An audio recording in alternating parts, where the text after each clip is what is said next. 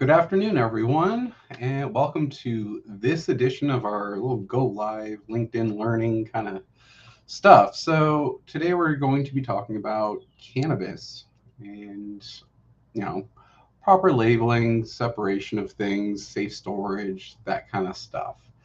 Uh, my last video, I mentioned that, more than 35 million Americans use cannabis on a monthly basis. That's going to continue growing as more legalizations happen, reschedulings, etc. Uh, you know, uh, Current presidential nominee Kamala Harris has said that the rescheduling is good, but legalization is better. So we'll see if that is something that happens. With everything going on, with all of the presidential race and everything, this is something that I don't think is getting a lot of attention. Is that, yeah, she totally said that. And so, what is that going to look like? If this and that. At the end of the day, we are continuing to expand access, increase people's access to cannabis. And, by proxy, the people and pets that we have in our lives also have increased access to that if we're not good about locking it up. The Pet Poison Hotline, which is separate from America's Poison Center, has experienced more than a 400% increase in calls related to pet toxicity in THC. It's pretty big, and kind of sucks when you consider that the average emergency vet visit is over $2,500. That's a lot of money being spent again on things that could have been prevented, and it's not benefiting us by having to go to an emergency vet at whatever hour and going through that when it's a toxic substance to them and everything. It's mild, but it's damaging. It's not a good time. I've been there with friends when their dog has gotten into stuff and you don't know what they got into. They were on the side of the house. It could have been some poison or some other thing. And then you're there and it sucks. But, as the responsible adults, we can just, take the steps required to prevent those things from happening. I've got a few different things in front of me to just kind of go over. And they all, look the same and different. There's like a hard style case right here. It's a lot smaller. You wouldn't, keep too much in here. Like there's some pockets, but looking at what things come in. So like this is a flower jar. This is what my medication comes in. And it fits. Like, okay, you can fit one flower jar right there. I don't have many hanging out, so you can get a couple of those in there. Maybe a grinder. If you reconfigure some stuff, you can get a grinder in there. So little travel size, not good for probably day-to-day use. Something a bit larger with a shoulder strap. So, if you're going out hiking, walking the dog somewhere or whatever, you can take things with you. Good camping item.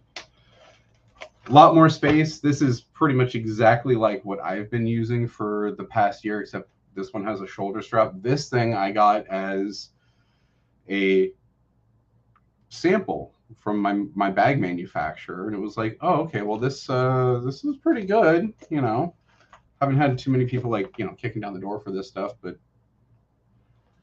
times and places. We'll get there. And yeah, full disclosure, I'm one of those 35 million Americans. I use cannabis on a monthly basis to manage my symptoms. I don't think we're gonna use this spot to talk about that, but I will cursory touch on things that I have been hearing about that, and um, I've heard from some cannabis doctors that other cannabis doctors are over prescribing cannabis to veterans. Also, hearing that cannabis is not quite the medication that we think it is when treating PTSD. I'm going to have to push back against that because it is significantly improving my quality of life and managing my symptoms that I have. But one thing I definitely hear and can attest to is like THC being the gold standard for treating insomnia. There's a lot of stuff that keeps me awake at night, and when I can't medicate before bed, I'm up, um, and if I can get down, I don't get good sleep. So this stuff is definitely a medication for me. It definitely improves my quality of life. I do believe that increasing and expanding our access to this is a good thing. We just got to be a bit more responsible about it. Now, fanny packs, crossbody bags, other shoulder strap things, smaller things, bigger things, whatever it is, at the end of the day, it needs to have an integrated locking mechanism. And people just gotta, follow it to some extent. Like, I'm not over here saying everyone needs to have their shit like on lock 24/7 because it's always, some bad thing. Kids off at school, gotta worry about it. You're, you know, leaving them alone for any period of time. You keep it up and away and locked and all of that. Eh, you know, we gotta get just better at conforming to that kind of stuff. Looking at a few other things here, we can definitely talk about like proper labeling, separation, storage. At up in here, I have old packs of things, and this type of packaging is very very basic. Um, I'd say it's child friendly type packaging. Sure, it's boring. It's really basic, but when you've got something with like 1,000 milligrams of THC and a kid could easily get into it, it it shouldn't look like the food alternative. Like you see stuff that are like a Doritos or Sour Patch Kids or whatever. It's really easy to mistake that stuff. So I do think that there needs to be a bit more caution or whatever we want to call it when it comes to labeling or like public labeling or branding and that kind of stuff, because it does have an effect. Um, it is what it is, right? In some fashion, like, yeah, it's fun. We just want to have fun. That's like, the recreational side of things. Yeah, sure, I get that, but we can have fun responsibly. It's foreign concepts to lots of folk that don't see it, that duality of like, oh, medication, viable recreational drug, and we as a organism, as a species, require a variety of things, and not all of us require the same inputs. Plain and simple. What's a medication for one person is a poison for another. Not all of us consume and process alcohol the same. Same thing for medications, any other kind of substances. So, we can't sit here and say, oh, it's all great for me. It's great for everybody. Some temperance there, understanding of the other people that are out and around. It's definitely not a medication like as THC. Not talking CBD or anything, but THC is a poison to animals, dogs, cats, reptiles, all of that. The pet poison hotline lists like the prevalence, and dogs number one, followed by cats, and you won't guess what number three is. Iguanas. Out of all the different things, iguanas are number three on the list of what people are calling in about. Um, I don't know. I shouldn't laugh. It's not funny. Kind of is. Some stoned lizard. Scary stuff. Separation, storage, proper labeling. Those are just kind of basic things that we can do as the adult to protect the other people that are around us. And looking at the fastest growing demographic of cannabis users, and it's our senior population. They're appreciating the kind of relief that they get from cannabis versus, opioids or other things that they could be prescribed. And of course, preferred route of administration across, all demographics is edibles. Going forward, I see, yeah, if everything like works out to the benefit of the consumer, there's going to be just a lot more of this stuff hanging around. And seniors being a population that has not historically had the best rates of safe medication storage, we're going to see an increase without education and literally giving people this stuff with the appropriate messaging. That's going to go a long way to repairing this rift that we've created in our society, like drug user versus sober person, or however you want to view that. Like, we're all here together, some of us get in a way about things and develop unhealthy habits. And people from the shore can throw that lifeline out there to the people that are just trying to survive, swim to shore, make it in some fashion.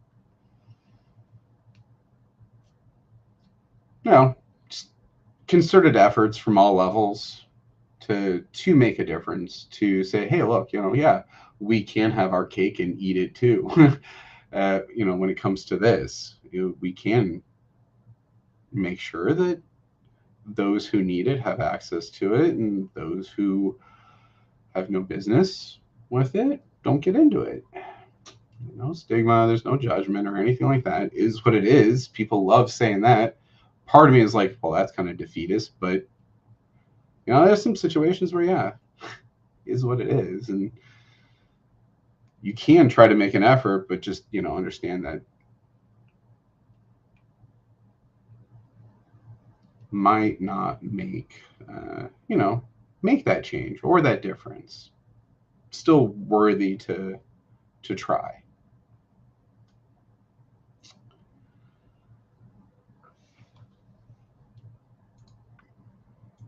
Just going to give myself a moment over here, see what we have going on.